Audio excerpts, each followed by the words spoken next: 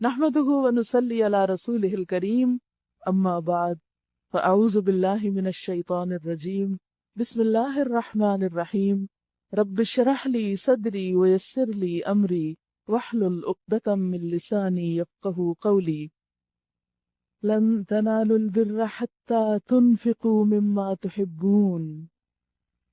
تم نیکی کو پہنچ نہیں سکتے، نیکی کو پا نہیں سکتے اور ہرگز نہیں پا سکتے جب تک کہ اپنی وہ چیزیں خدا کی راہ میں خرچ نہ کرو جنہیں تم عزیز رکھتے ہو. سب سے پسندیدہ چیز کیا؟ کھانا پینا. انسان جب اللہ کی خاطر کھانا پینا چھوڑتا ہے، مزے مزے کی چیزیں چھوڑتا ہے، چائے چھوڑتا ہے، کچھ لوگ سموکنگ چھوڑ دیتے ہیں، تو پھر ہی وہ نیکی کے درجے کو پہنچ پاتے ہیں.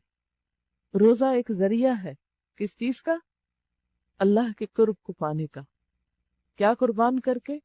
اپنی بھوک، نیند اور مزے مزے کی چیزیں. اور پھر صرف کھانے کے معاملے میں ہی نہیں، بلکہ ہمیں جو کچھ بھی زندگی میں جس چیز سے پیار ہے، سوچئے کون سی چیزیں محبوب ہیں، کیا اچھا لگتا ہے. مال کے علاوہ، مال تو انڈرسٹوڈ ہے کیونکہ اللہ سبحانہ وتعالیٰ فرماتے ہیں انسان مال کی محبت میں بہت شدید ہے، لیکن مال کے علاوہ بھی جن چیزوں سے ہمیں محبت ہوتی ہے، خواہ وہ ہماری اولاد ہو، ہاں ہمارا گھر ہو، یا کوئی اور زندگی میں پیشن ہو، کوئی کام ہو، جاب ہو، کسی خاص ڈگری کی اچیومنٹ کا شوق ہو، کچھ بھی ہو، تو جب تک ان میں سے کسی چیز کی قربانی اللہ کی خاطر نہ کی جائے، اس وقت تک انسان اللہ کے ساتھ اپنی محبت کو ثابت نہیں کر سکتا. اور یہ ایک حقیقت ہے کہ انسان انہی راستوں سے زیادہ آزمایا جاتا ہے جن جگہوں پر وہ کمزور ہوتا ہے، ان چیزوں سے زیادہ آزمایا جاتا ہے جن چیزوں کی محبت میں وہ مبتلا ہوتا ہے. اور پھر جب ہمیں ایمان کا یہ معیار دے دیا گیا کہ والذین آمنوا اشد حبا للہ، ایمان والے اللہ کی محبت میں سب سے زیادہ شدید ہوتے ہیں، تو اس کو ثابت کرنے کے لیے کہیں نہ کہیں، کبھی نہ کبھی، کچھ نہ کچھ وہ ضرور خرچ کرنا پڑے گا جو سب سے زیادہ محبوب ہے. اور اس میں صحابہ کرام کی بے شمار مثالیں ملتی ہیں کہ جب یہ آیت نازل ہوئی تو انہوں نے اپنی محبوب ترین چیزیں اللہ کے راستے میں دی. اور بر کا معنی صرف نیکی ہی نہیں، بر کا معنی جنت بھی کیا جاتا ہے اور خیر کامل بھی کیا جاتا ہے، کہ اس وقت تک نیکی کے تم اصل معیار تک نہیں پہنچ سکتے، نیکی کو پا نہیں سکتے، نیک کہلا نہیں سکتے جب تک یہ کام نہ کرو. وَمَا تُنْفِقُوا مِنْ شَيْءٍ فَإِنَّ اللَّهَ بِهِ عَلِيمٌ، اور جو کچھ تم خرچ کرو گے اللہ اس سے بے خبر نہ ہوگا، جو کچھ بھی دو گے وہ اس کو پتا ہے کہ تم کیا قربان کر رہے ہو. کھانے کی یہ ساری چیزیں جو شریعت محمدی میں حلال ہیں، بنی اسرائیل کے لیے بھی حلال تھیں. البتہ بعض چیزیں ایسی تھیں جنہیں تورات کے نازل کیے جانے سے پہلے اسرائیل نے خود اپنے اوپر حرام کر لیا تھا. ان سے کہو اگر تم اپنے اعتراض میں سچے ہو تو لاؤ تورات اور پیش کرو اس کی کوئی عبارت. اس کے بعد بھی جو لوگ اپنی جھوٹی گھڑی ہوئی باتیں اللہ کی طرف منسوب کرتے رہیں وہی در حقیقت ظالم ہیں.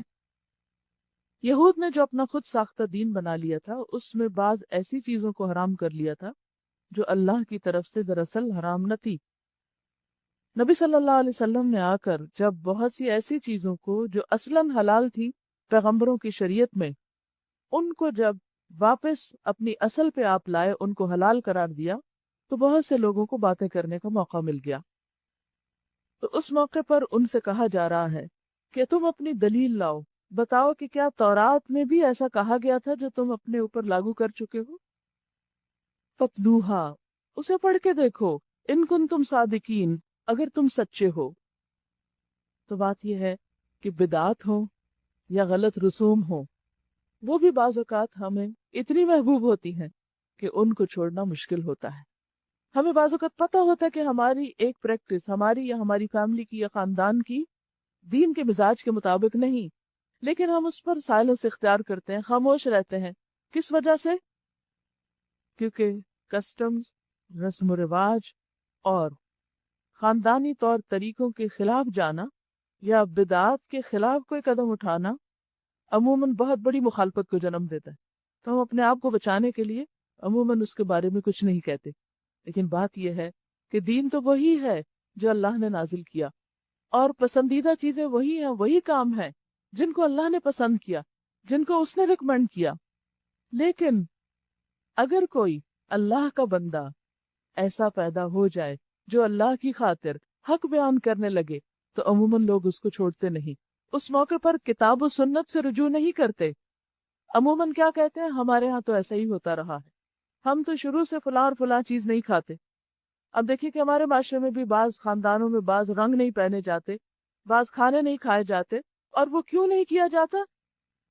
بس ہمارے ہاں ایسا ہی ہوتا ہے۔ اور اگر کوئی یہ کہے کہ لاؤ دلیل، پڑھو قرآن، بتاؤ ہمیں کہ کہاں لکھا ہے ایسا کرنا، تو دلیل نہیں ہوتی، لیکن بات مانی بھی نہیں جاتی۔ تو بات یہ ہے کہ لن تنالوا البر حتی تنفقوا مما تحبون، اور اس میں وہ اپنی عقیدتیں اور اپنی عزتیں اور اپنی پسند و ناپسند بھی ہوگی، جسے اللہ کی پسند کے آگے جھکانا ہوگا۔ وہ شریعت کے قوانین بھی ہو سکتے ہیں اور باقی طور طریقے بھی ہو سکتے ہیں۔ فرمایا فمن افترى على الله الكذب من بعد ذلك فاولئك هم الظالمون۔ اس کے بعد بھی جو لوگ اپنی جھوٹی گھڑی ہوئی باتیں اللہ کی طرف منسوب کرتے رہیں، وہی در حقیقت ظالم ہیں۔ کہو اللہ نے جو کچھ فرمایا ہے سچ فرمایا ہے۔ تم کو یکسو ہو کر ابراہیم علیہ السلام کے طریقہ کی پیروی کرنی چاہیے، اور ابراہیم علیہ السلام شرک کرنے والوں میں سے نہ تھے۔ ان اول بیت وضع للناس للذی ببکہ مبارکا وہدی للعالمین۔ بے شک سب سے پہلی عبادت گاہ جو انسانوں کے لیے تعمیر ہوئی وہ وہی ہے جو مکہ میں واقع ہے، وہ بھی محبتوں کی علامت ہے۔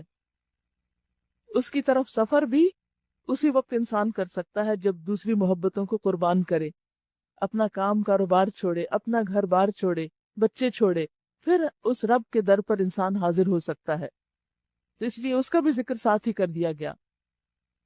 اس گھر کو خیر و برکت عطا کی گئی تھی، مبارک ہے وہ گھر، مبارکن، اور تمام جہان والوں کے لیے مرکز ہدایت بنایا گیا تھا۔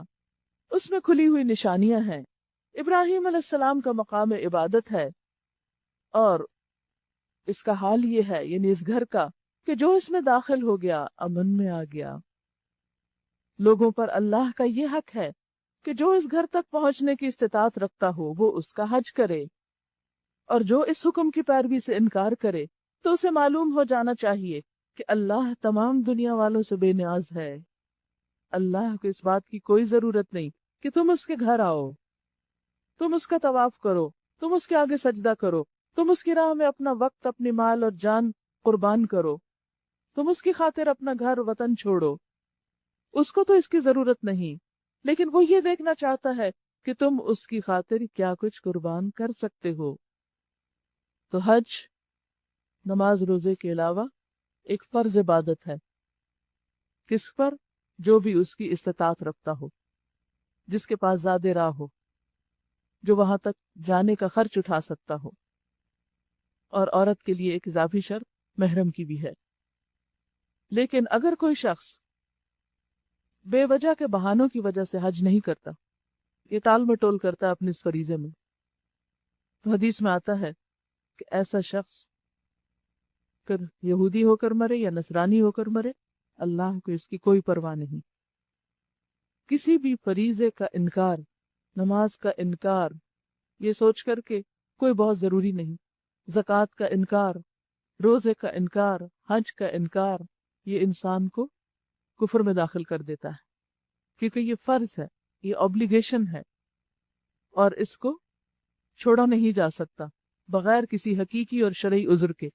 حقیقی شرعی عذر کے ساتھ نماز بھی چھوڑی جا سکتی، زکوٰۃ بھی سب پر فرض نہیں ہوتی، روزہ بھی سب پر فرض نہیں ہوتا، اور حج بھی سب پر فرض نہیں، لیکن جس شخص پر حج فرض ہو جاتا ہے اور جس پر عبادت فرض ہو جاتی، پھر اس کے لیے انکار کی گنجائش نہیں۔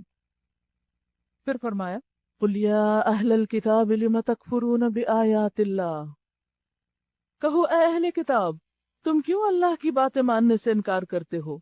جو حرکتیں تم کر رہے ہو اللہ سب کچھ دیکھ رہا ہے۔ کہو اے اہل کتاب، یہ تمہاری کیا روش ہے کہ جو اللہ کی بات مانتا ہے اسے بھی تم اللہ کے راستے سے روکتے ہو، یعنی نہ خود کرتے ہو نہ کرنے دیتے ہو۔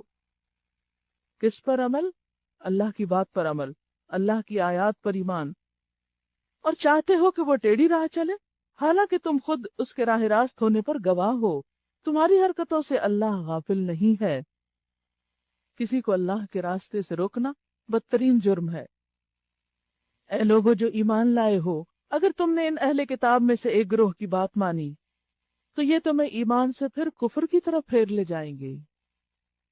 پیچھے پڑا تھا نا کہ وہ تمہیں گمراہ کرنے کی کوشش کرتے رہتے ہیں۔ وَدَّ طَائِفَةٌ مِّنْ أَهْلِ الْكِتَابِ لَوْ يُضِلُّونَكُمْ، اور یہاں پر کیا ہے کہ وہ صرف یُضِلُّونَكُمْ گمراہ ہی نہیں بلکہ یہ چاہیں گے کہ تم ایمان لانے کے بعد پھر کفر کی طرف لوٹ جاؤ۔ تمہارے لیے کفر کی طرف جانے کا اب کیا موقع باقی ہے جبکہ تم کو اللہ کی آیات سنائی جا رہی ہیں۔ دیکھیے بار بار یہ مضمون بھی آتا ہے، اللہ کی آیات کا سنایا جانا۔ ایک ہوتا ہے خود پڑھنا اور ایک ہوتا ہے کسی پڑھنے والے سے سننا۔ اور ہوتا یہ کہ جب ہم خود پڑھتے ہیں، مثلا صبح بھی آپ نے قرآن مجید پڑھا ہوگا اور آپ کو ترجمہ بھی آتا ہوگا، لیکن ہوتا ہے کہ ہم وہ پھر پرانی ڈگر پہ چلے جاتے ہیں۔ جب عربی پڑھتے ہیں تو سوچتے کم ہی ہے کہ کیا پڑھ رہے ہیں، لیکن جس وقت کوئی پڑھ رہا ہوتا ہے، مثلا آپ کیسٹ سن رہے ہوتے ہیں، تلاوت لگی ہوئی ہوتی ہے، تو اس وقت آپ کی توجہ کس پہ جاتی؟ معنی پہ جاتی۔ اسی طرح اگر کوئی انسان آپ کو کچھ پڑھ کر سنا رہا ہو تو اس وقت بھی آپ کی یکسوئی اور توجہ زیادہ ہوتی ہے، کس پر؟ آواز پر نہیں، الفاظ پر نہیں، بلکہ ان کے معنی پر۔ تو اس لیے قرآن مجید کی یہ انوکھی خصوصیت ہے کہ یہ کتاب عام کتابوں کی طرف صرف بک ریڈنگ کے طور پر ریڈ نہیں کی جاتی بلکہ پڑھ کر سنائی جاتی ہے، اور خود بھی لاؤڈلی اس کو پڑھا جاتا ہے۔ قرآن مجید کا دل میں پڑھنے سے زیادہ بہتر ہے کہ انسان اس کو تلاوت کر کے اچھے طریقے سے بلند آواز سے پڑھے، کیونکہ اللہ سبحانہ وتعالیٰ کسی آواز پر اس طرح کان نہیں لگاتا جس طرح نبی کی اس آواز پر جب وہ قرآن کو خوبصورتی کے ساتھ پڑھ رہا ہوتا ہے۔ اور ہمیں بھی حکم دیا گیا ہے کہ اپنی آوازوں کو قرآن کے ساتھ خوبصورت بناؤ، یعنی اونچی آواز میں خوبصورت پڑھنے کی کوشش کرو۔ تو یہ قرآن کے ساتھ ہی خاص خصوصیت ہے۔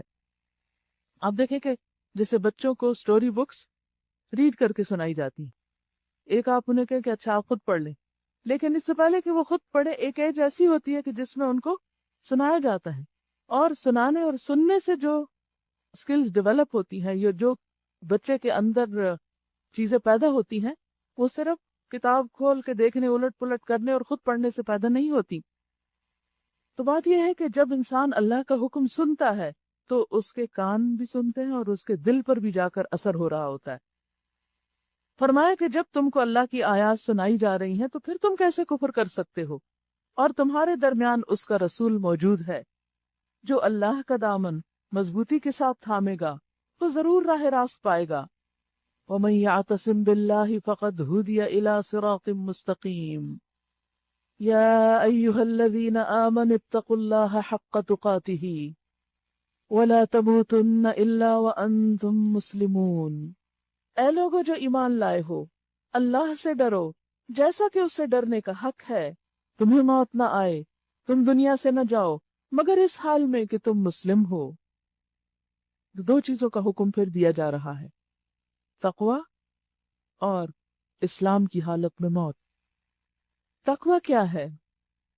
اللہ کے ڈر سے، اللہ کی خاطر گناہوں سے بچنا، شبہات سے بچنا، اس کی اطاعت کے کام کرنا، ان کاموں کی طرف دوڑنا جو اس کی محبت کے قریب کرتے ہیں، اور پھر صرف گناہ نہیں، صرف بڑی بڑی غلطیاں نہیں، ان چیزوں سے بھی بچنا جو انسان کے دل میں شک پیدا کرے۔ کیونکہ تقوی کیا ہے؟ دع ما یریبک الی ما لا یریبک، وہ چیزیں چھوڑ دو جو تمہیں شک میں ڈالتی، you are not sure about it, کہ یہ ٹھیک ہے یا نہیں، کرنا چاہیے یا نہیں، اور ان چیزوں کو اختیار کرنا کہ جن کے بارے میں شرح صدر ہو کہ ہاں یہ بالکل ٹھیک کام ہے، تاکہ پورے یقین کے ساتھ، دل کی تسلی کے ساتھ آپ انہیں کر سکیں۔ کیونکہ اللہ کی اطاعت ہاف ہارٹیڈلی نہیں ہونی چاہیے، آدھے دل سے نہیں ہونی چاہیے، اچھا کر لیتا ہوں، اچھا ابھی نہیں کرتا، نہیں، جو کرنا ہے اس کو کرنا ہے، اور پورے یقین اور ایمان اور شوق کے ساتھ کرنا ہے۔ اور اگر کسی کام کے بارے میں شک ہے کہ یہ نہیں کرنا چاہیے تو اس کو پھر نہیں کرنا چاہیے۔ ابن عمر کہتے ہیں لا يبلغ العبد حقیقت التقوی حتی یدع ما حاک فی الصدر. بندہ حقیقت تقوی کو، تقوی کی اصلیت کو اس وقت تک نہیں پہنچ سکتا جب تک کہ وہ چیز نہ چھوڑ دے جو اس کے دل میں کھٹکتی ہے. کسی بھی کام کے کرتے وقت آپ ہر وقت کتاب ساتھ نہیں رکھ سکتے، اچھا میں ذرا چیک لسٹ لے لوں یہ جائز ہے یا ناجائز ہے، ٹھیک ہے یا نہیں. آپ کتنا بھی نالج رکھتے ہو، کتنا بھی پڑھ چکے ہو، پھر بھی زندگی میں بہت سے ایسے فیزز آتے ہیں کہ جس میں آپ ڈبل مائنڈڈ ہو جاتے ہیں، شک کا شکار ہو جاتے ہیں. مثلا آپ وضو کرتے ہیں تو بعد میں کیا ہوتا ہے، پتہ نہیں ٹھیک کیا یا نہیں، کہیں یہ چیز خشک نہ رہے گی، تو آپ کیا کرتے ہیں؟ اگر آپ کو یہ شک ہو کہ پونی خشک رہ گئی تو آپ دوبارہ لازماً ایک ہاتھ پھیر کے اچھی طرح اس کو مل کے اپنی تسلی کر لیتے ہیں. یا آپ نے کیا کیا؟ ہاتھ پھیرنے کا عمل اپنے دل کی کھٹک دور کر لی. اور اگر دور نہیں کرتے تو یہ تقوی کا مقام نہیں. تقوی کا مقام کیا ہے کہ کھٹک دور کر لیں. اسی طرح آپ کچھ کھا رہے ہیں اور آپ کو یقین نہیں کہ یہ پیور حلال ہے، کھٹک ہے، کیا کریں؟ شک ہے، چھوڑ دیں. حتیٰ کہ شک کا روزہ رکھنے سے بھی منع کیا گیا ہے، کیا پتا آج روزہ ہو. تو اسی طرح کوئی بھی چیز، کوئی بھی نیکی کا کام، دین کا کام، اچھا کام کرتے وقت اگر دل میں کھٹک ہو کہ پتہ نہیں اللہ کو پسند ہے یا نہیں، تو اس کا یہ مطلب نہیں نیکی چھوڑ دے. اس کا مطلب یہ ہے کہ انسان اس کے بارے میں یقینی علم حاصل کرے. فَاسْأَلُوا أَهْلَ الذِّكْرِ إِن كُنتُمْ لَا تَعْلَمُونَ. خود کو نہیں پتا کسی سے پوچھ لو. اور اسی طرح جو حرام چیزیں ہیں ان کو تو انسان 1 2 3 کر کے چھوڑ دیتا ہے، لیکن کچھ چیزیں ایسی ہوتی ہیں جو حلال اور حرام کے بیچ میں ہوتی ہیں، جن کے بارے میں پورا شرح صدر نہیں ہوتا، جس کو گرے ایریا کہتے ہیں. تو اس سے بھی کس طرح بچنا چاہیے کہ انسان اس ڈر سے کہ کہیں میں حرام میں نہ جا پڑوں، گرے ایریا سے بھی بچنے کی کوشش کرے اور حدود کے اندر رہے. تو اللہ کی قائم کردہ حدود کی پابندی کرنا، ان کے اندر رہنا، شر، فتنے، فساد سے بچنا، حرام چیزوں سے بچنا، بے حیائی کے کاموں سے بچنا، اور ان چیزوں سے بچنا جو اس طرف کے دروازے کھولتے ہیں یا اس کے قریب لے جاتے ہوں، یہ بہت ضروری ہے تقوی کے لیے. تو یہاں پر صرف یہ نہیں کہا کہ تقوی اختیار کرو، پچھلی جتنی آیتیں تھی اس میں اتقوا اللہ کی بات تھی، لیکن یہاں پر کیا فرمایا؟ اتقوا اللہ حق تقاتہ، اللہ سے ڈرو جیسے حق ہے ڈرنے کا. جیسے حق ہے اللہ کی خاطر وہ چیزیں بھی چھوڑ دو جن میں تمہیں شک ہے، کہ جس اللہ کا نام لے رہے ہیں پھر اس سے ڈریں بھی، اس سے شرم بھی کریں، اور اس کے ڈر اور شرم سے وہ کام نہ کریں جن کو اس نے حرام قرار دیا ہے. ایمان کو زینت اور خوبصورتی کہاں سے ملتی ہے؟ حیا کے ساتھ. اور اس کا مال فقہ ہے، دین میں سمجھ بوجھ، اور اس کا نتیجہ اور خلاصہ، آؤٹ کم، جب انسان کے اندر ایمان آتا ہے تو خود بخود علم کی طرف توجہ بڑھتی چلی جاتی ہے. ایمان انسان کو علم کے راستے پر لے آتا ہے، کیونکہ انسان کے اندر ایک ایسا شوق اور پیشن پیدا ہو جاتا ہے کہ جس چیز کو میں مانتا ہوں اس کے بارے میں مجھے پتہ بھی ہونا چاہیے. اسی لیے حکم دیا گیا فَعْلَمْ أَنَّهُ لَا إِلَهَ إِلَّا اللَّهُ، اس بات کا علم حاصل کرو، جان لو کہ اللہ کے سوا کوئی الہ نہیں. یعنی اسلام میں بلائنڈ فالوئنگ کوئی چیز نہیں. کیا ضروری ہے کہ جو کچھ کرو شرع صدر کے ساتھ کرو، اس کو جان کر کرو، لا علمی کے ساتھ نہیں. ابو ہریرہ رضی اللہ عنہ سے روایت ہے کہ نبی صلی اللہ علیہ وسلم نے فرمایا المسلم اخو المسلم، مسلمان مسلمان کا بھائی ہے، لا یظلمہ، وہ اس پہ ظلم نہیں کرتا، ولا یخذلہ، اور اس کو چھوڑتا بھی نہیں، یعنی مشقت اور مشکل کے وقت، ولا یحقرہ، اور اس کے تحقیر بھی نہیں کرتا، اس کو کم بھی نہیں بتاتا. پھر فرمایا التقوی ہا ہنا، تقوی یہاں ہے، التقوی ہا ہنا، التقوی ہا ہنا. 3 دفعہ دل کی طرف اشارہ کر کے فرمایا کہ تقوی دل کے اندر ہوتا ہے. اس دل کو مفتی بنا لو، اس دل سے پوچھو کیا کرنا چاہیے کیا نہیں. کیونکہ ہم لوگوں سے تو پوچھتے رہتے ہیں اور لوگ ہمیں بتاتے بھی رہتے ہیں، لیکن لوگوں کے جواب آنے کے بعد بھی اندر کی کھٹک نہیں جاتی، پھر بھی کچھ چپتا رہتا ہے کہ لگتا ہے کچھ ٹھیک نہیں، کچھ کلک نہیں کیا. تو پھر وہ کون بتاتا ہے؟ دل بتاتا ہے. اور اگر دل میں خدا کا خوف ہو تو دل آپ کو بالکل 100% صحیح بتائے گا، لیکن جتنا خدا کا خوف کم ہوگا اتنا وہ آپ کو دھوکہ دے جائے گا. تو اس لیے بہت ضروری ہے کہ وہاں پر تقوی موجود ہو، کہ جو دل میں اٹھنے والے وسوسوں کو بھی کنٹرول کر سکے، کیونکہ ان وسوسوں کا مقابلہ بھی تقوی کے ذریعے کیا جا سکتا ہے. اور پھر وہ دل ہی زبان کے راستے باہر آتا ہے. تو جب دل کے اندر خوف ہوگا تو زبان کی اصلاح بھی ہو جائے گی, اور جب دل کے اندر اللہ کا خوف ہوگا تو اعضاء کی اصلاح بھی ہو جائے گی. پھر یہ ہاتھ ظلم کے ساتھ کسی کے اوپر نہیں اٹھیں گے, پھر یہ قدم حرام کاموں کی طرف نہیں جائیں گے, کیونکہ دل کا تقویٰ ان کو کنٹرول کر رہا ہے. تو جب تک control with in your self نہیں آتا, آپ کے اپنے اندر سے نہیں اٹھتا, تو باہر سے کوئی پولیس فورس, کوئی حکومت, کوئی لا اینڈ آرڈر, کوئی چیز آپ کو اس طرح کنٹرول نہیں کر سکتی. پھر کیا ہوگا؟ پولیس مین ہے تو گاڑی کی رفتار ٹھیک ہے, اور وہ نہیں ہے یا کیمرہ نہیں ہے تو پھر اپنی منمانی ہے اور خواہشات کی پیروی ہے. بالکل عام روزمرہ زندگی میں بھی یہی ہوتا ہے. جب تک ہمیں یہ احساس رہتا ہے کہ وہ دیکھ رہا ہے, ہماری سپیڈ ہر چیز میں, ہماری گفتگو, ہمارا معاملہ, ہمارا رویہ, لین دین, ہر چیز فکس ہو جاتی ہے. لیکن جو ہی وہ بھولتا ہے تو پھر ہم منمانی کرنے لگتے. فلاں نے مجھے ایسا کیوں کہا, فلاں نے ایسا کیوں کیا, اس نے ایسا کیا تو میں ایسا کروں گا. پھر انسان مقابلے بازی پہ آ جاتا ہے, پھر انسان معاف نہیں کر سکتا, پھر انسان اللہ کے ڈر سے کسی کو اس کا حق نہیں دے سکتا. جب اللہ کا ڈر آتا ہے تو انسان صرف حق نہیں دیتا, حق سے زیادہ بھی دیتا ہے. تقویٰ اس کو عدل نہیں احسان کے درجے پہ لے جاتا ہے, اور جو محسن ہو جاتا ہے وہی اللہ کا محبوب بنتا ہے. پھر جب اللہ کی حقیقی محبت دل میں آتی ہے تو انسان سب کچھ قربان کرنے پہ تیار ہو جاتا ہے. اور یہی وہ مقام ہے کہ لن تنالوا البر حتى تنفقوا مما تحبون. تم اس وقت تک نیکی پا ہی نہیں سکتے جب تک وہ قربان نہ کرو, وہ خرچ نہ کرو جس سے تم محبت کرتے. پھر انسان اللہ کی محبت میں ہر چیز دے ڈالتا ہے, حتیٰ کہ وہ اپنا حق تک چھوڑنے پہ تیار ہو جاتا ہے. کوئی بات نہیں, اگر آج میں نے حق پر ہوتے ہوئے بھی جھگڑا چھوڑ دیا تو اللہ کا وعدہ ہے مجھ سے کہ جنت کے وسط میں گھر ملے گا, اعلیٰ ترین گھر ملے گا, تو کوئی بات نہیں, میں ہی بیک آؤٹ کر جاتا ہوں. اور جب انسان بیک آؤٹ کرتا ہے تو اللہ اس کو تھام لیتا ہے, وہ اس کی قدردانی کرتا ہے. اسی لیے آپ سے جب پوچھا گیا سئل النبی صلی اللہ علیہ وسلم ما اکثر ما يدخل الجنہ, وہ چیز کون سی ہے جو کثرت سے جنت میں داخلے کا سبب ہے؟ قال التقوی وحسن الخلق, فرمایا تقوی اور اچھا اخلاق. جس بندے کے اندر دو چیزیں ہوں گی, دل میں اللہ کا ڈر اور بظاہر اس کا اخلاق اچھا, تو پھر اس کے لیے جنت کا راستہ آسان ہو جائے گا. وسئل ما اکثر ما يدخل النار قال الاجوفان الفم والفرج, پوچھا گیا جہنم میں لے جانے والی چیزیں کون سی ہیں؟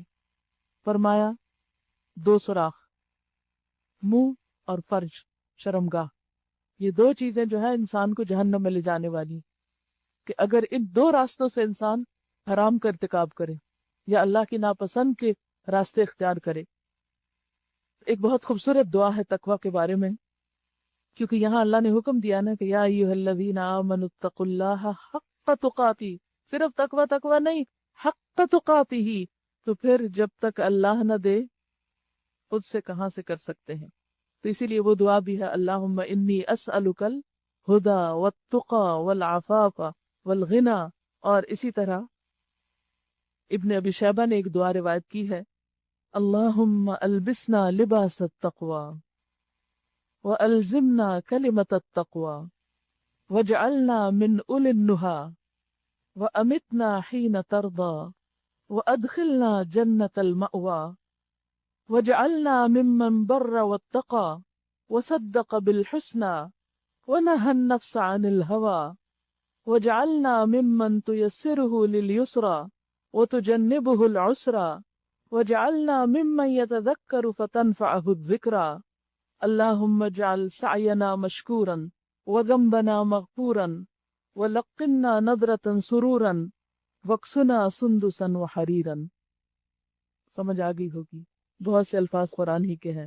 اللہ ہمیں تقوی کا لباس پہنا اور تقوی کی بات کو ہمارے لیے لازم کر دے, تقوی کی بات کا پابند کر دے, اور ہمیں عقل مند لوگوں میں شامل کر دے, اور ہمیں اس وقت موت دینا جب تو ہم سے راضی ہو جائے, اور ہمیں جنت المأویٰ میں داخل فرمانا, اور ہمیں ان لوگوں میں شامل کر دے جو نیکی کرتے ہیں اور تقوی اختیار کرتے ہیں اور بھلائی کی تصدیق کرتے ہیں اور نفس کو بری خواہشات سے روکتے ہیں, اور ہمیں ان میں شامل کر دے جن کے لیے تو نے آسان راستے کو آسان کیا, وَتُجَنِّبُهُ الْعُسْرَى, اور مشکل راستے سے بچایا, اور ہمیں بنا دے ان لوگوں میں سے جو نصیحت حاصل کرتے ہیں تو نصیحت ان کو فائدہ دیتی ہے. اے اللہ ہماری کوشش کو قابل قدر بنا دے، ہماری کوششوں کو مشکور بنا دے، یعنی تو ان کی قدردانی کرے اور ہمارے گناہوں کو معاف کر دے اور ہمیں تازگی اور سرور بخش دے اور ہمیں سندس اور حریر پہنا دے۔ تو بہرحال ہم سب کا اس مہینے کا گول، تمنا، آرزو، کوشش اور دعا کیا ہے کہ اللہ ہم کو تقوی نصیب کر دے تاکہ ہمارے سارے اعمال درست ہو جائیں، لوگوں کے ساتھ بھی معاملات اچھے ہو جائیں اور اللہ کے ساتھ تعلق بھی بہترین ہو جائے۔ جب یہ ہوگا تو ہی کیا ہوگا، وَاعْتَصِمُوا بِحَبْلِ اللَّهِ جَمِيعًا، پھر اجتماعیت آئے گی، پھر اکٹھے کام کر سکو گے، پھر مل کر اللہ کی رسی کو مضبوط پکڑ سکو گے۔ بہت سے لوگ نیک ہوتے ہیں، اچھے ہوتے ہیں، اپنی اپنی جگہ بڑے اچھے اچھے کام کر رہے ہوتے ہیں، نمازیں بھی پڑھ رہے ہیں، تسبیح بھی کر رہے ہیں، ذکر اذکار بھی کر رہے ہیں اور صدقہ خیرات بھی کرتے ہیں، سب کچھ کرتے ہیں، لیکن جو ہی لوگوں کے ساتھ معاملہ ہوتا ہے بگڑ بیٹھتے ہیں، انسانوں کے ساتھ معاملات میں فیل ہو جاتے ہیں۔ اور یہ اس قدر افسوس کی بات ہے کہ مسلمانوں کے اندر ٹیم ورک ہے ہی نہیں، چاہے وہ کسی مسجد میں جمع ہو، چاہے وہ کسی اسلامی ادارے میں جمع ہو، چاہے وہ دنیا کے کسی بزنس میں جمع ہو، خواہ وہ رشتہ دار ہو یا غیر ہو، کہیں کم ہی دیکھنے میں آیا ہوگا کہ کچھ لوگوں نے مل کے کام شروع کیا اور پھر وہ آخر تک اکٹھے رہے۔ کیوں؟ کیا چیز توڑ دیتی ہے، پھوڑ دیتی ہے لوگوں کو باہم؟ کیا چیز معاملات کو بگاڑ دیتی ہے؟ اللہ کے خوف کا نہ ہونا۔ جب اللہ کا خوف نہیں ہوتا تو زبانیں جھوٹ بھی بولتی ہیں، جب اللہ کا خوف نہیں ہوتا تو الزام تراشیاں بھی ہوتی ہیں۔ اسی لیے شادی کے خطبے میں 3 آیتوں کے اندر 4 بار اللہ کا تقوی کا حکم دیا گیا کہ لوگوں خدا سے ڈرو۔ جب تک خدا سے نہیں ڈرو گے ایک دوسرے کو اس کا حق نہیں دے سکو گے، اور جب تک انسان صرف اللہ کی خاطر حق نہ دے، صرف اللہ کی خاطر، بندوں کی خاطر نہیں، کیونکہ بندے تو ہم سے وہ سلوک بعض اوقات کرتے ہیں کہ ہم حق دے ہی نہیں سکتے۔ اگر ہم اس پہ جائیں کہ جو بندے ہمارے ساتھ کریں گے وہی ہم کریں گے تو پھر تو اللہ کے ایک حکم پہ بھی ہم نہیں چل سکتے۔ اللہ کے احکام کی پیروی صرف اس وقت ہو سکتی ہے جب انسان بندوں کے رویے کے تابع ہو کر نہیں، صرف اللہ کی محبت میں اور اللہ کے خوف میں وہ سب کچھ کرتا ہے جو اللہ بندے سے چاہتا ہے۔ یہیں سے پھر دین کے کاموں میں برکت پیدا ہوتی ہے کہ جب مل کے اللہ کی رسی کو پکڑا جاتا ہے۔ اور اللہ کی رسی کیا ہے؟ اللہ کی کتاب، اللہ کا کلام، اللہ کا قرآن، اور اسی طرح تقوی کو بھی اللہ کی رسی کہا گیا۔ ایک حدیث کے مطابق جو قرآن ہے وہ اللہ کی رسی ہے جس کا ایک سرا ہمارے ہاتھ میں اور دوسرا اللہ کے ہاتھ میں ہے۔ لیکن چاہے قرآن کی تعلیم ہو، قرآن کی خدمت ہو، لوگ جب ذاتی مفاد سامنے آتے ہیں، ذاتی مصلحتیں سامنے آ جاتی ہیں تو بڑے بڑے پیشن کمزور پڑ جاتے ہیں اور بڑے بڑے تمنا اور ارادے اور عزم کمزور ہو جاتے ہیں، اور ذات کو ایشو بنا کر، ذات کے معاملے میں سینسٹیو ہو کر اللہ کے دین کے کام کو اس کے رحم و کرم پہ چھوڑ کے ہم ایک طرف ہو جاتے ہیں۔ تو یہاں اللہ تعالیٰ حکم دیتے ہیں وَاعْتَصِمُوا بِحَبْلِ اللَّهِ جَمِيعًا، اللہ کی رسی کو سب مل کے مضبوطی سے پکڑو۔ سوچئے اسی سے پہلے حق کا تکاتی ہی کی بات ہے، وَلَا تَفَرَّقُوا، اور الگ الگ نہ ہو جاؤ، تفرقے میں نہ پڑو۔ وَاذْكُرُوا نِعْمَتَ اللَّهِ عَلَيْكُمْ، اللہ کے اس احسان کو یاد رکھو جو اس نے تم پر کیا، تمہیں ایمان کی نعمت بخشی، تمہیں دین کی نعمت بخشی، تمہیں قرآن کی نعمت بخشی، تم یہ سب کچھ پا کر، یہ نعمتیں پا کر گھر بیٹھ جاؤ گے اور صرف اپنی ذات کا رونا روتے رہو گے اور اللہ کی خاطر محبوب چیز قربان نہیں کرو گے، اپنی عزت، اپنی خواہشات، اپنے جذبات، اپنا مال، اپنا وقت، صلاحیتیں، انرجیز اس کو نہیں دو گے، صرف اس سے اپنی اور اپنے اہل و عیال کی اور اپنے گھر بار کی ہی دنیا بناتے رہو گے، صرف اسی کو سجاتے رہو گے۔ تم نیکی کو نہیں پا سکتے جب تک وہ قربان نہ کرو جو محبوب ہے تم کو، اور اسی طرح تم نیکی کو پا نہیں سکتے جب تک کہ حقیقی تقوی نہ ہو، تقوی کی روح کا نہ پہنچو۔ تم نیکی کو پا نہیں سکتے جب تک مل کر اللہ کی عبادت نہ کرو، مل کر اللہ کی رسی کو جب تک مضبوط نہ پکڑو، جب تک آپس میں ایک دوسرے کے ساتھ تعلق اچھا نہ کرو۔ وَاذْكُرُوا نِعْمَتَ اللَّهِ عَلَيْكُمْ، اللہ کی نعمت کو یاد رکھا کرو۔ کیا ہے سب سے بڑی نعمت؟ ایمان، قرآن۔ اللہ نے تم کو قرآن دے دیا، اسے آگے شیئر نہیں کرو گے، اسے دوسروں تک نہیں پہنچاؤ گے؟ یہ اتنی بڑی ذمہ داری ہے کہ اکیلے یہ ذمہ داری پوری کر ہی نہیں سکتے۔ جب تک اکٹھے ہو کر نہ کرو گے. آج اگر پوری دنیا میں قرآن نہیں پھیلا کمیونیکیشن کے اس دور میں، تو اس میں قصور کس کا ہے؟ اس میں قصور صرف مسلمانوں کا ہے. قرآن ایک پاورفل کلام ہے، وہ تو آپ لوگوں کے دلوں پہ اثر کرتا ہے. اس کو ہم جیسے لوگوں کی ضرورت نہیں. ہمیں تو صرف ایک اعلی کار بننا ہے، ہمیں تو صرف میسج کنوے کرنا ہے. اور ہم کیوں نہیں کر پاتے؟ اس لیے کہ ہمارا سارا وقت تو اپنی ذات کے مسئلوں میں رہتا ہے، یا ہم الجھے رہتے ہیں، یا ہم لڑے جھگڑے رہتے ہیں، یا ہم بیکار کاموں میں چل پڑتے ہیں، غیر ضروری چیزوں میں مشغول ہو جاتے ہیں، اور جو اصل کرنے کا کام وہ پیچھے چلا جاتا ہے. تھوڑی سی گرمی ہوتی، سانس نہیں آتا، ہائے ہائے پکارنے لگتے ہیں. سوچئے جہنم کی گرمی کیسی ہوگی. خود تو گھر بیٹھ کے تلاوت کر کے اپنی جنت پکی کر رہے ہیں، اور جو لوگ گمراہی میں بھٹک رہے ہیں، شرک میں پڑے ہوئے ہیں، بدعت میں پڑے ہوئے ہیں، بد اخلاقی کا شکار ہیں، ان کو کون بتائے گا؟ وہی نا جن کے پاس نعمت ہوگی. وَاذْكُرُوا نِعْمَةَ اللَّهِ عَلَيْكُمْ إِذْ كُنْتُمْ أَعْدَاءً فَأَلَّفَ بَيْنَ قُلُوبِكُمْ. یہ ایمان اور دین اور قرآن تمہاری باہم محبتوں کا ذریعہ بنا، تو کیا اسی کو تم باہم عداوتوں کا ذریعہ بناؤ گے؟ فَأَصْبَحْتُمْ بِنِعْمَتِهِ إِخْوَانًا. اس کی نعمت کی وجہ سے تم بھائی بھائی بنے تھے، تمہارے باہم رشتے قائم ہوئے تھے. وَكُنْتُمْ عَلَى شَفَا حُفْرَةٍ مِّنَ النَّارِ. اور تم آگ کے گڑھے کے کنارے کھڑے تھے. کس وجہ سے؟ گمراہی کی وجہ سے. فَأَنْقَذَكُمْ مِنْهَا. اس دین کی وجہ سے اللہ نے تم کو اس سے بچا لیا. تم بھی آگ میں گر پڑتے اگر تم تک دین نہ پہنچتا. اگر اللہ نے تمہیں بچا لیا، اب تمہاری ذمہ داری ہے کہ تم آگے بڑھ کر دوسروں کو بھی بچاؤ. كَذَلِكَ يُبَيِّنُ اللَّهُ لَكُمْ آيَاتِهِ لَعَلَّكُمْ تَهْتَدُونَ. اس طرح اللہ اپنی نشانیاں تمہارے سامنے روشن کرتا ہے، شاید کہ ان علامتوں سے تمہیں اپنی فلاح کا سیدھا رستہ نظر آ جائے. وَلْتَكُمْ مِنْكُمْ أُمَّةٌ يَدْعُونَ إِلَى الْخَيْرِ. اس کام کو کرنے کے لیے، دین کو آگے پہنچانے کے لیے، خیر اور بھلائی کو معاشرے میں عام کرنے کے لیے کیا کرنا چاہیے تم کو؟ تم میں کچھ لوگ ضرور ایسے رہنے چاہیے جو نیکی کی طرف بلائیں، جو ایکٹیولی دعویٰ کا کام کریں. وَيَأْمُرُونَ بِالْمَعْرُوفِ. معروف کا حکم دیں. وَيَنْهَوْنَ عَنِ الْمُنْكَرِ. اور برائیوں سے روکا کریں. وَأُولَئِكَ هُمُ الْمُفْلِحُونَ. اور یہی ہیں سکسیسفل، کامیاب ہونے والے. سب کو کامیابی چاہیے. اللہ بتاتا ہے کہ کامیابی کہاں ہے، کس کام کے کرنے میں ہے. ہم سمجھتے ہیں کہ ہمیں گھر مل گیا تو کامیاب ہو گئے، اچھی جاب مل گئی تو کامیاب ہو گئے، کھانے کو روز مل جاتا ہے تو کامیاب ہو گئے. یہ کامیابی نہیں ہے. اگر یہی کامیابی کی علامت ہے تو صحابہ تو پھر کامیاب نہ تھے کہ ان کے لیے سارے دن میں ایک کھانے کی کھجور ہوتی تھی. لیکن اصل کامیاب تو وہ تھے جن کو اللہ نے رضی اللہ عنہم ورضوا عنہ کا سرٹیفکیٹ دے دیا. ان کی زندگیوں کو دیکھو. صراط الذین انعمت علیہم. ان کے گھر بار کیسے تھے، اور انہوں نے دنیاوی طور پر کتنی ترقی کی تھی، لیکن وہ اللہ کے محبوب تھے. یہ تھی ان کی اصل کامیابی. اور اس وجہ سے کہ انہوں نے دنیا بھر میں اللہ کے دین کو عام کیا تھا. یدعون الی الخیر. لوگوں کو خیر کی طرف بلاتے تھے. آپ بتائیے آپ میں سے کتنے لوگوں نے اس مجلس کے لیے صرف لوگوں کو قرآن کی طرف بلایا ہو؟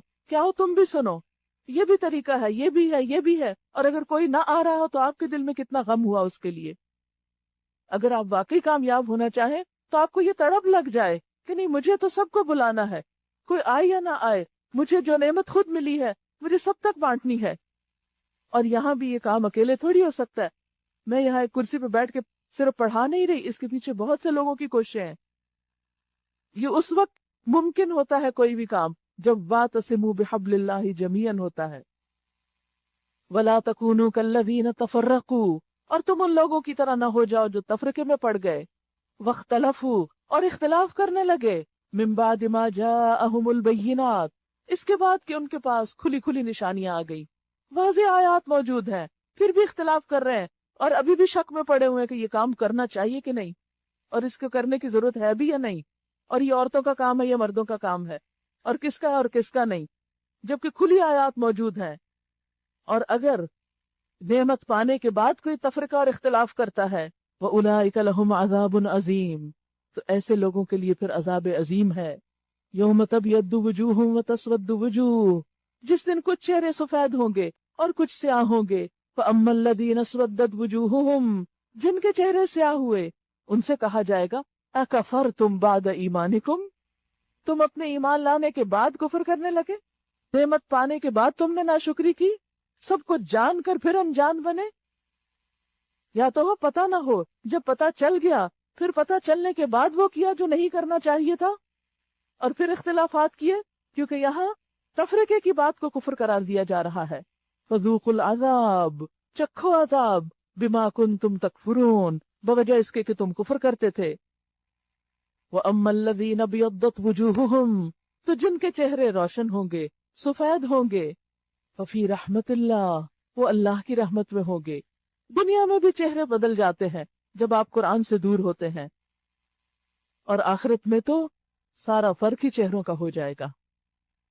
ہم فیہا خالدون، اس رحمت میں وہ ہمیشہ ہمیشہ رہیں گے۔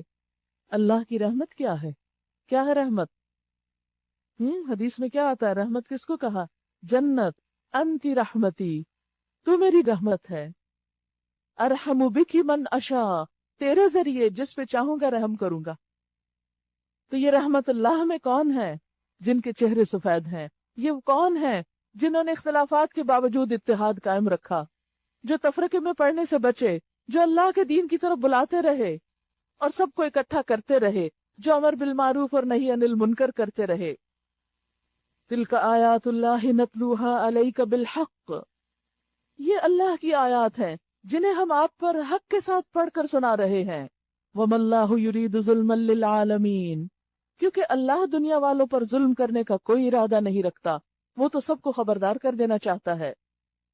وَلِلَّهِ مَا فِي السَّمَاوَاتِ وَمَا فِي الْأَرْضِ، زمین و آسمان کی ساری چیزوں کا مالک اللہ ہے، اور سارے معاملات اللہ ہی کے حضور پیش ہوتے ہیں۔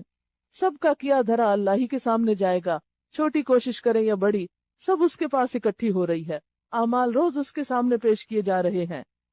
کنتم خیر امت، وہی جس کا ذکر کہاں ہوا تھا؟ البقرہ سیکنڈ جس کے شروع میں۔ وَكَذَلِكَ جَعَلْنَاكُمْ أُمَّةً وَسَطًا، اور وسط جو ہوتی ہے، درمیانی جو ہوتی ہے، وہ بہترین چیز ہوتی ہے۔ خیر الامور اوسطها، سب سے بہترین کام درمیانے، اعتدال والے۔ اور یہاں پر وسط نہیں، خیر کا لفظ استعمال کیا گیا اسی امت کے لیے جس سے میں اور آپ تعلق رکھتے ہیں۔ کنتم خیر امت، تم بہترین امت ہو، اخرجت للناس، تم لوگوں کے لیے نکالے گئے ہو، اپنی ذات کے لیے نہیں، صرف اپنے آپ کے لیے نہیں کہ اپنے فائدے اٹھاؤ، اپنی ذات کے لیے صرف فائدے کے کام کرو، تمہیں تو انسانیت کے فائدے کے لیے پیدا کیا گیا ہے۔ تأمرون بالمعروف، کیسے فائدہ پہنچاؤ گے؟ نیکی کا حکم دو گے۔ وتنہون عن المنکر، اور تم برائیوں سے روکو گے۔ وتؤمنون باللہ، اور تم اللہ پر ایمان رکھتے ہو۔ وَلَوْ آمَنَ أَهْلُ الْكِتَابِ لَكَانَ خَيْرًا لَهُمْ، اگر اہل کتاب ایمان لاتے تو ان کے حق میں اچھا ہوتا۔ بنی اسرائیل سے امامت کیوں چھینی گئی؟ اس لیے کہ انہوں نے اللہ کے دین کی خدمت، اللہ کی عبادت کی بجائے شرک کا راستہ اختیار کیا، اور اللہ کے دین کو لوگوں تک پہنچانے کی بجائے وہ کیا مانگنے لگے؟ کھانے پینے کی چیزیں، دنیا کی راحتیں۔ تو پھر کیا ہوا؟ اللہ نے قبلہ بھی شفٹ کر دیا، امامت بھی شفٹ کر دی، اور ان سے اعزاز لے لیا، اور یہ اعزاز امت محمد صلی اللہ علیہ وسلم کو دیا۔ تو اللہ تعالیٰ فرماتے ہیں اگر اہل کتاب یہ کرتے تو ان کے حق میں اچھا ہوتا، انہوں نے نہیں کیا، اب تمہیں ملا ہے یہ کرنے کا کام، اگر تم بھی کرو گے تو تمہارے حق میں اچھا ہے، اور اگر تم خیر نہیں کرو گے تو خیر کہاں سے پاؤ گے؟ منہم المؤمنون واکثرهم الفاسقون، بار بار اہل کتاب کا ذکر کیوں اللہ تعالیٰ کرتے ہیں؟ تاکہ ہم ان کی مثال سے سبق سیکھیں۔ ان میں سے کچھ مومن بھی ہیں لیکن اکثریت نافرمان، اور آج خیر امت میں سے کچھ بات مان لیتے ہیں لیکن اکثریت سن کے بھی نہیں مانتی، جان کے بھی نہیں مانتی۔ اب ہوتا یہ ہے کہ جب کوئی انسان یہ کام کرنے لگتا ہے تو ساتھ ہی مخالفت آ جاتی، اور بعض اوقات مخالفت پڑھے لکھے لوگوں کی طرف سے آتی ہے، کتاب والوں کی طرف سے آتی ہے۔ تو مسلمانوں کو بھی مدینہ میں سب سے بڑی مشکل کہاں سے پیش آئی؟ مشرکین کو تو مکہ میں چھوڑ آئے تھے، کچھ عرصے بعد جنگ بدر ہوئی، ان کو نقصان پہنچا، وہ دب گئے، ٹھنڈے ہو گئے۔ اب مخالفت کہاں سے تھی؟ مدینہ میں منافقین کی طرف سے، یہود کی طرف سے۔ منافق تو آستین کے سانپ تھے، اور دوسری طرف یہود تھے جو اہل کتاب تھے، پیپل آف دا بک، پڑھے لکھے لوگ، دین جاننے والے، پیغمبروں کی تاریخ جاننے والے، وہ آ کر رسول کے راستے کی رکاوٹ بنتے ہیں۔ اور ان پر طرح طرح کے اعتراض کرتے ہیں اور ہر آئے دن مشکل کھڑی کرتے ہیں ریلیجس پیپل. فرمایا لن یضروکم الا اذی، ان کی باتوں کی پرواہ نہ کرو، یہ تمہیں کچھ بھی نقصان نہیں دے سکتے، تمہارا کچھ بھی نہیں بگاڑ سکتے، مگر اذیت ضرور دیتے رہیں گے، باتیں بنا بنا کر، مذاق اڑا کر. آج بھی آپ دیکھیں جو شخص بھی دین کی بات کسی کو بتاتا ہے اس کا مذاق ضرور اڑایا جاتا ہے، اس پر ضرور طنز کیے جاتے ہیں، اس کے راستے میں ضرور مشکلات آتی ہیں، لیکن انسان کو ان کی پرواہ نہیں کرنی چاہیے. ایسی اذیت والی باتوں، ایسی چھوٹی موٹی ہرٹ کرنے والی باتوں کو اگنور کر دینا چاہیے. پھر فرمایا وَإِن يُقَاتِلُوكُمْ يُوَلُّوكُمُ الْأَدْبَارَ، اگر یہ تم سے لڑیں گے تو مقابلے میں پیٹھ دکھائیں گے، پھر ایسے بے بس ہوں گے کہ کہیں سے ان کو مدد نہ ملے گی. یہ جہاں بھی پائے گئے ان پر ذلت ہی کی مار پڑی. ذلت کیوں؟ اس لیے کہ اللہ کا کام چھوڑ دیا تھا. کہیں اللہ کے ذمہ یا انسانوں کے ذمہ میں پناہ مل گئی تو یہ اور بات ہے کہ ذلت سے نکل آئیں، ادروائز نہیں نکل سکتے. کہ ایک یہ کہ وہ دین کا سہارا لیں، دوسرے یہ کہ وہ دنیا میں کسی کا اڈاپٹڈ بچہ بن جائیں. یہ اللہ کے غضب میں گھر چکے ہیں، ان پر محتاجی اور مغلوبی مسلط کر دی گئی ہے، اور یہ سب کچھ صرف اس وجہ سے ہوا کہ یہ اللہ کی آیات سے کفر کرتے رہے اور انہوں نے پیغمبروں کو ناحق قتل کیا. یہ ان کی نافرمانیوں اور زیادتیوں کا انجام ہے. مگر یہ سارے اہل کتاب یکساں نہیں، ایک جیسے نہیں. ان میں کچھ لوگ ایسے بھی ہیں جو راہ راست پر قائم ہیں. ان میں سے کچھ مسلمان بھی ہو گئے تھے، انہوں نے نبی صلی اللہ علیہ وسلم کا ساتھ دیا، آپ کے مشن میں شریک ہو گئے. یتلون آیات اللہ آناء اللیل، یہ اللہ کی آیات کو راتوں کے وقت پڑھتے ہیں. جی، قرآن صرف دن کو نہیں رات کو بھی پڑھا جاتا ہے. کہاں، کب، کیسے؟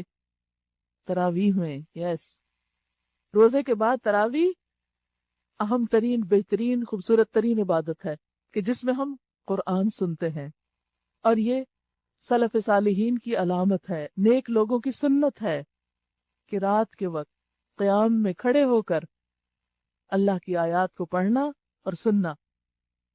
یتکیو کے ساتھ ہی ذکر ہے وَهُمْ يَسْجُدُونَ، تو صاف اشارہ ہے کس چیز کی طرف؟ تلاوت کے ساتھ سجدوں کی طرف.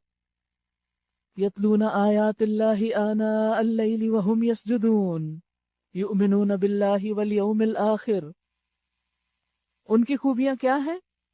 اللہ اور روز آخرت پر ایمان رکھتے ہیں، اور اس کے بعد سب سے پہلی اور بڑی خوبی وَيَأْمُرُونَ بِالْمَعْرُوفِ وَيَنْهَوْنَ عَنِ الْمُنْكَرِ، نیکی کا حکم دیتے ہیں، برائیوں سے روکتے ہیں، اور بھلائی کے کاموں میں سرگرم رہتے ہیں. یُسَارِعُونَ فِي الْخَيْرَاتِ، جہاں کوئی نیکی کا کام دیا، جہاں کوئی نیکی کا کام دیکھا وہیں اپنی سروسز حاضر کر دی کہ میں حاضر ہوں، مجھے استعمال کر لیجئے، میرا حصہ ڈال لیجئے.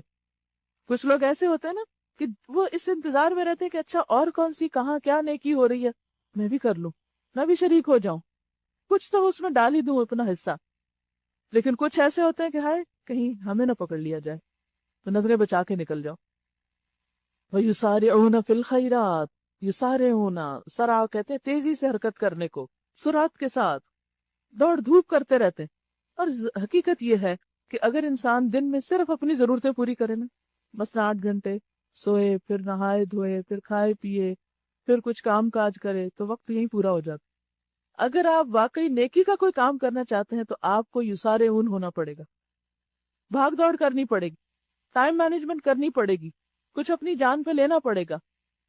تو یہ پہلے لوگوں کی صفت بتائی گئی جو اللہ کے پسندیدہ ہیں، صالحین ہیں. وَأُولَئِكَ مِنَ الصَّالِحِينَ، یہ ہیں صالحین. پتہ نا وہ کہ جنت میں جو لوگ جائیں گے مِنَ النَّبِيِّينَ وَالصِّدِّيقِينَ وَالشُّهَدَاءِ وَالصَّالِحِينَ. تو کون ہے صالحین؟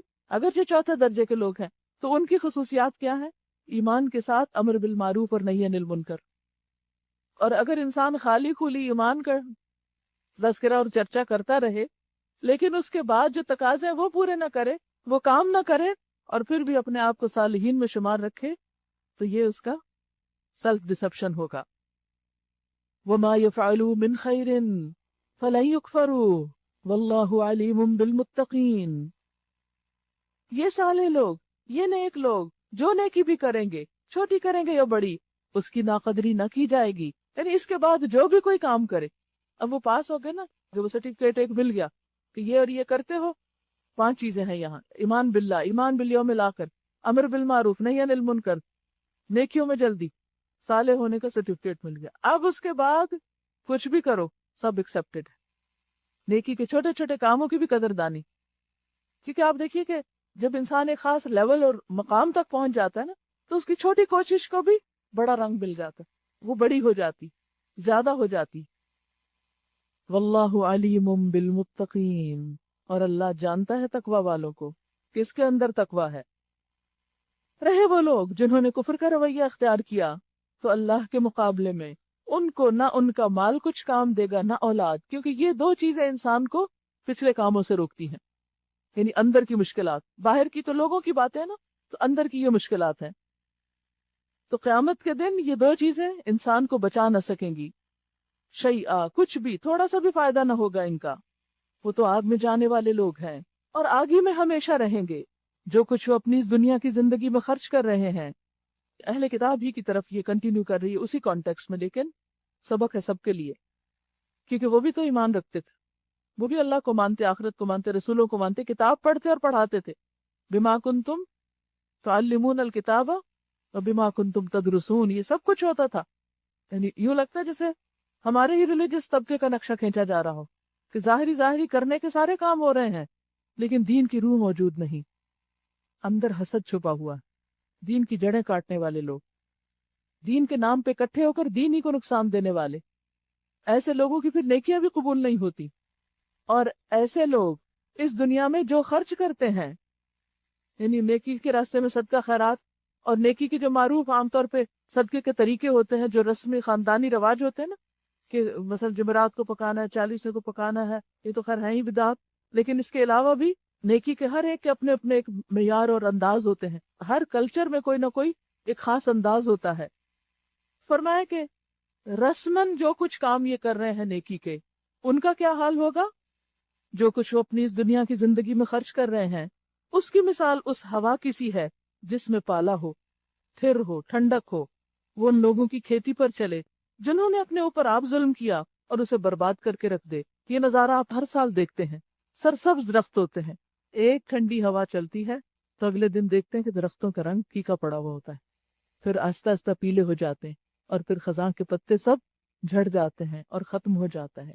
یہی حال ہے ان لوگوں کا جو دین کی روح سے خالی ہیں، جن کا ایمان درست نہیں، جن کا تقوی درست نہیں، جو امر بالمعروف نہی عن المنکر نہیں کرتے، جو لوگوں کو اللہ کی طرف نہیں بلاتے، اور پھر اپنی ذاتی زندگی میں کچھ نمائشی نیکیاں کرتے رہتے ہیں، کچھ رسمی کام کرتے رہتے ہیں۔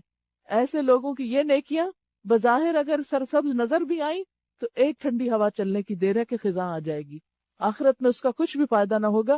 ہاں، دنیا میں کچھ تعریف ضرور ہو جائے گی کہ دیکھو فلاں کیسا زبردست نیکی کرنے والا ہے، پھر جو کچھ ان کے ساتھ ہوا وہ ان پر اللہ کا ظلم نہ تھا بلکہ ان کا اپنا ظلم تھا جو انہوں نے خود اپنے اوپر کیا۔ اے لوگو جو ایمان لائے ہو، اپنے لوگوں کے سوا دوسروں کو اپنا رازدار نہ بناؤ، اور یہ تو عقل کا بھی تقاضا ہے۔ وہ تمہاری خرابی کے کسی موقع سے فائدہ اٹھانے میں نہیں چوکتے، تمہیں جس چیز سے نقصان پہنچے وہی ان کو محبوب ہے، تمہارے نقصان پہ خوش ہوتے ہیں۔ ان کے دل کا بغض ان کے منہ سے نکلا پڑتا ہے، یعنی ان کے دل کے اندر جو حسد ہے تمہارے خلاف وہ کہیں نہ کہیں سے لیک ہو جاتا ہے، اور جو کچھ وہ اپنے سینوں میں یعنی دلوں میں چھپائے ہوئے تمہارے خلاف نفرت اور عداوت اس سے بہت زیادہ ہے۔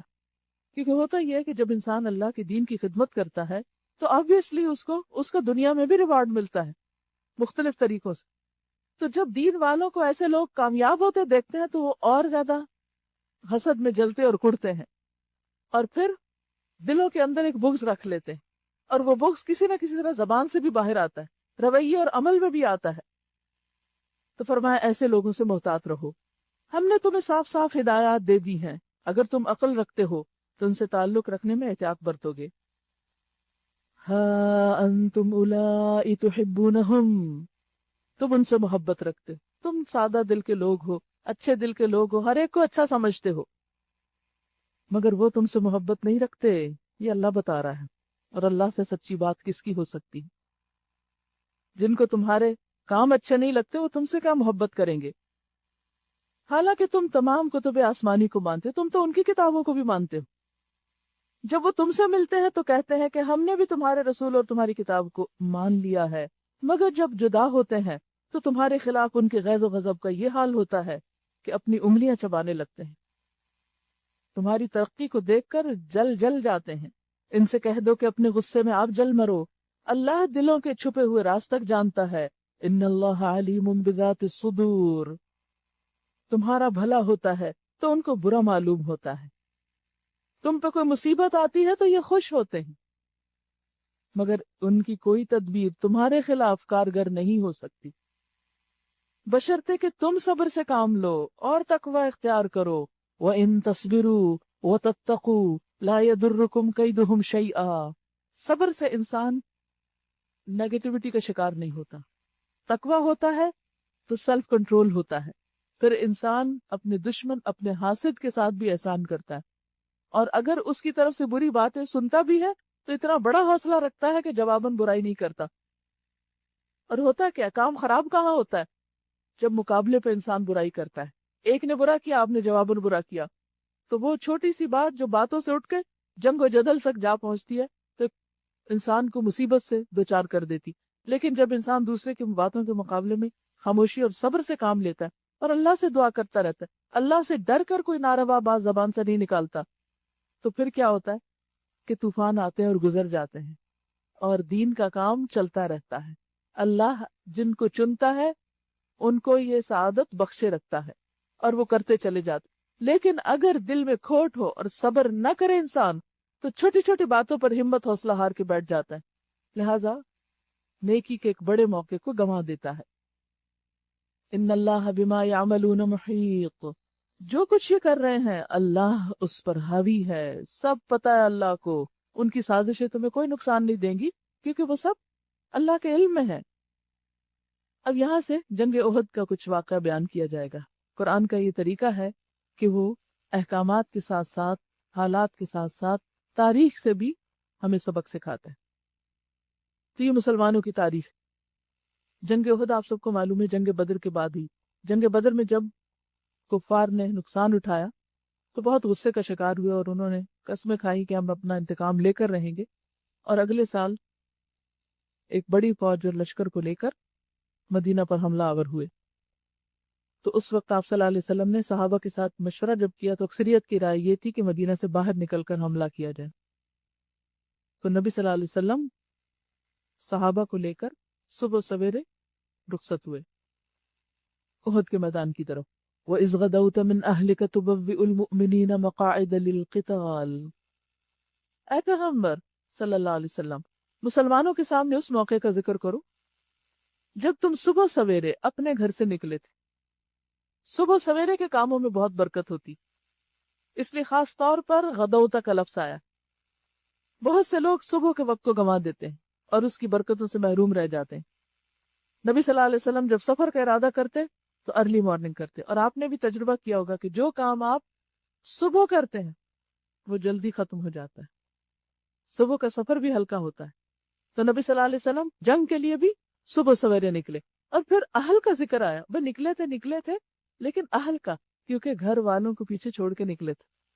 تو اللہ کے راستے میں نکلنے کے لیے بعض حالات اور مواقع ایسے بھی آ جاتے ہیں کہ جب انسان کو اپنے پیاروں کو پیچھے بھی چھوڑنا پڑتا ہے۔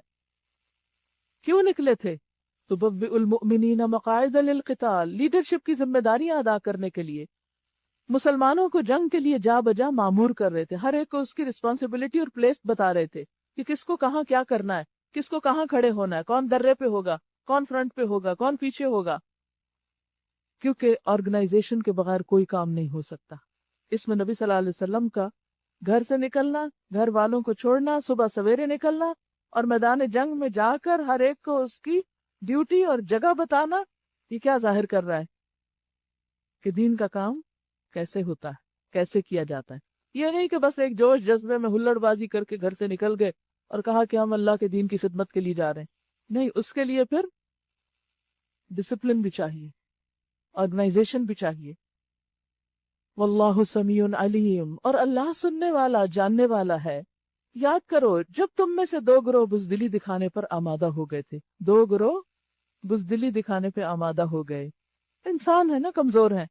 ہوا یہ تھا کہ مسلمان کفار کے مقابلے میں پھر کم تھے، اور ہوا یہ کہ تھوڑی دیر باہر نکلے تو عبداللہ بن ابی جو منافق تھا اپنے 300 لوگوں کو لے کر واپس پلٹ گیا کہ ہمارا یہ مشورہ تھا کہ مدینہ کے اندر رہ کے جنگ کی جائے، اور انہوں نے اعتراض کیا نبی صلی اللہ علیہ وسلم پر کہ چونکہ آپ نے ہمارا مشورہ نہیں مانا تو ہم آپ کا ساتھ نہیں دے سکتے. بہت دفعہ ایسا ہوتا نا کہ جب کسی اجتماعی معاملے میں مختلف لوگوں کی رائے مختلف ہوتی ہے تب ایک ہی رائے پہ کام کرنا ہوتا ہے نا، 2 رائے پہ تو نہیں آپ چل سکتے.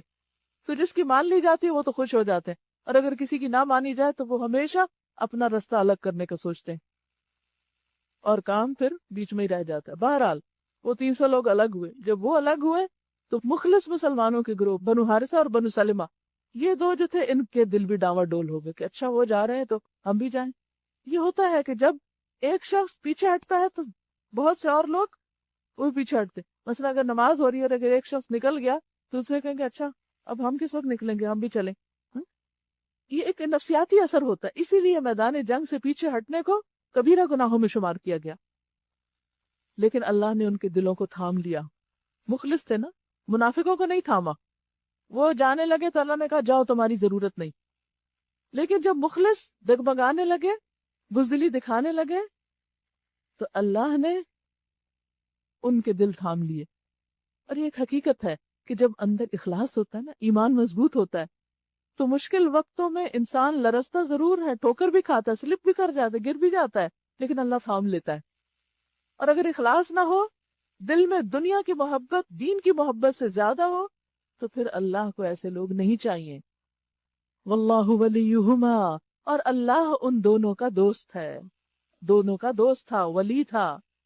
اور اللہ پر چاہیے کہ مومن توکل کیا کریں مشکل حالات میں، تکلیف دہ صورتحال کے موقع پر. اور پھر ڈرنے کی کیا ضرورت تھی؟ آج تک بھی تو اللہ مدد کرتا آیا نا. آخر اس سے پہلے جنگ بدر میں اللہ تمہاری مدد کر چکا تھا. اس وقت تو عبداللہ بن ابی تمہارے ساتھ نہیں تھا، وہ تو بعد میں مسلمان ہوا تھا.